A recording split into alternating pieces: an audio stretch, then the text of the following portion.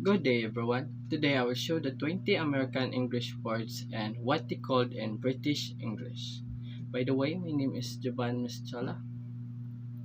Okay, let's start. Cell phone, mobile phone, sweet pants, joggers, pacifier, dummy, drugstore, chemist, pouncet, top, closet, wardrobe, eraser, rubber, garbage can, bin, sneakers, trainers, zipper, zip, overpass,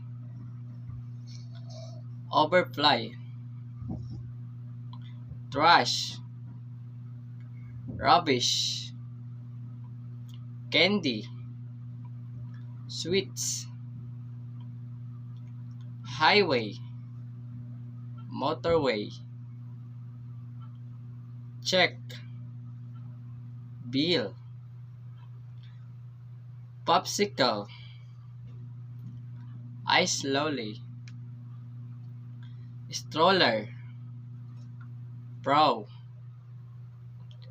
gas station, petrol station, cookie,